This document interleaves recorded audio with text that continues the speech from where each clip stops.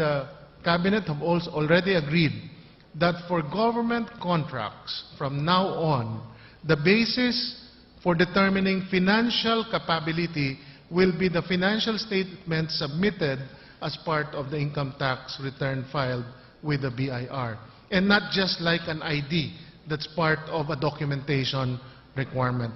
We're in the process of convincing the BAP to do the same and not to rely on second set of books. That's illegal as a basis for granting loans.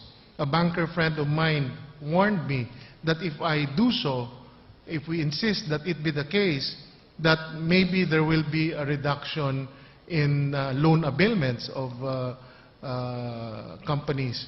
I am not so sure whether that should be the case. No? It's like telling me that if we enforce traffic rules, people will stop driving or taking the car to travel. I really think we need to help each other. We should be able to determine what really is right and what is wrong. And if it's wrong, it's wrong. And let's not do it. Let's change the way we make judgment on things. We're also going to work with Congress to pass the Fiscal Responsibility Bill. This is very important in our fight to consolidate our fiscal position. If they pass this, all new laws with an expenditure component will be required to have a revenue component so that it becomes deficit neutral. We're also working with them to review the fiscal incentives law. So these are the two things that we're working with Congress. We have other programs. We've initiated discussions with the IRS and the U.S. Treasury to update our information sharing agreement that was signed in 1976. We hope to sign that within the year, and hopefully that will allow us now to have better access to information. In particular, what we're targeting are estate taxes. Our estate taxes collection is pitiful. It's always less than ₱1 billion. But if we succeed in breaking all these layers of protection that lawyers design to avoid estate taxes, then I'm sure just with one estate tax case, that number can more than double. And we're also urging the banking system not to be in connivance with families of the deceased in helping them avoid estate taxes. This is not just our fight, or the fight of the government, or the fight of President Aquino. It is our fight in making sure that we make our country better, that we reach the true potential given what we were given by God as blessing, a beautiful country with all the natural resources, endowments, and the right location at the center of Asia, which is going to be the center of economic activity for the next 50 years. So we need your help. And you must realize that there is a paradox of tax evasion. If you notice, our rich in the Philippines is not as rich as our neighbors, but our poor are definitely much poorer. So we're not doing ourselves any good by continuing to do the things the way we used to. So this is going to be a battle. In fact, we launched a website 2 Fridays ago. And it's been so popular, we've gotten over 820 complaints as of this morning. It's the Pera ng Bayan website where people can actually send us tips and maintain anonymity. And what we've realized is we're not just getting complaints about the BIR and the Bureau of Customs, we're getting complaints across the board. And what we're doing is processing it and sending it to the respective department heads. And we're committing that within 60 days, we will have a response as to what we are doing with regards to those cases. Some of those do not have enough information, but some actually do. And pretty soon we will be hopefully filing a case based on a complaint submitted in that website. working with Secretary Domingo, who has been tasked to help us simplify government processes.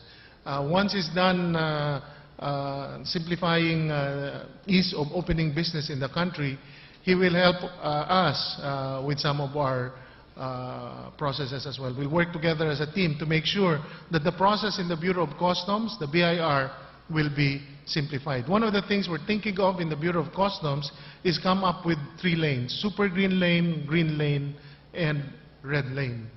Super green lane obviously are the PEZA importations that are duty-free from entities that have established track record. And we're now reviewing the accreditation process. And the red lane obviously is self-explanatory. So we will focus on this, and we will create associations of people in all those lanes to make sure that we continue to dialogue with the respective entities. Now the GOCCs. The GOCCs can do a lot of good if managed well. Unfortunately, most of them have not been managed well. Our task is to make sure that good governance is brought to them, so that we avoid the NFAs and the MWAs of the world.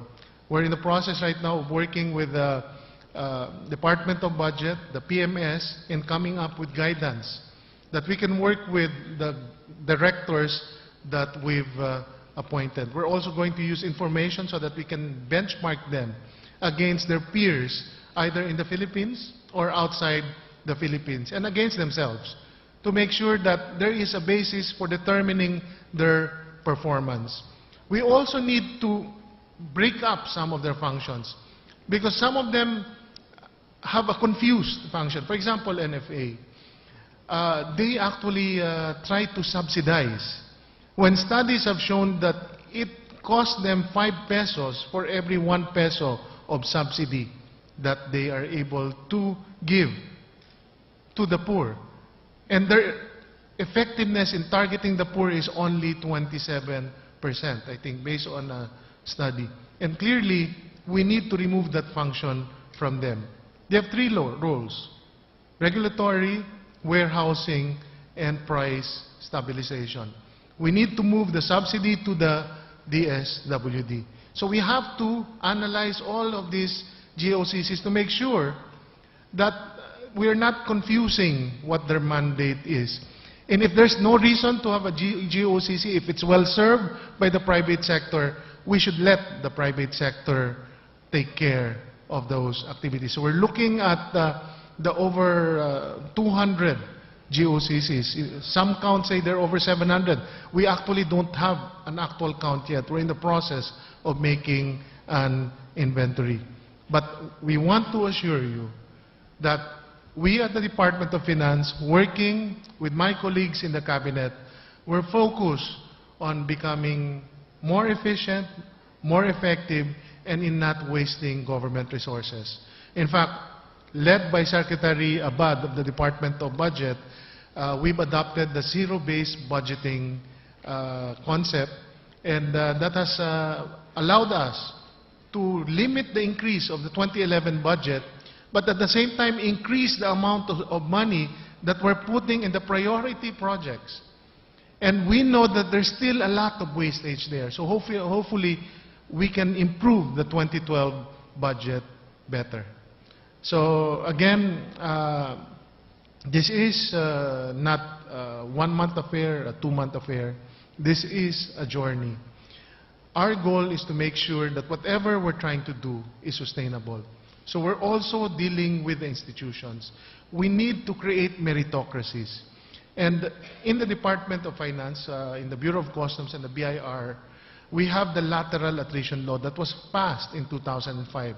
Unfortunately, we have not yet implemented it properly. The law allows us to reward those who perform and actually fire those who meet their who does not meet their budgets by 7%. But the key there is in goal setting, to make sure that the goals are set fairly and with the institution and the people working there, and that they are measured fairly and they actually have a fair chance of hitting the target. And once you continue to reinforce this and bring in the right people, then we can have the foundation for building a true meritocracy in these important revenue-generating agencies. So those are some of the things that we're doing.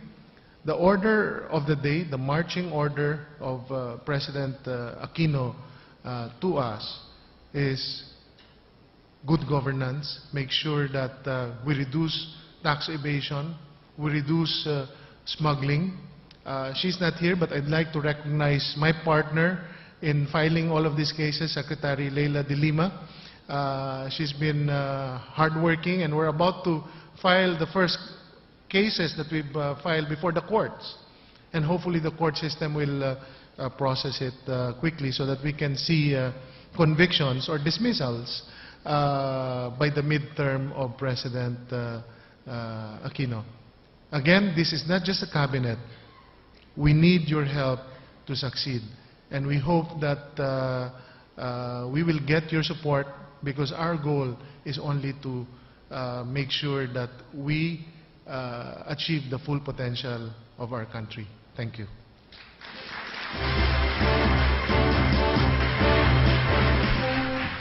Thank you, Secretary Pulissima.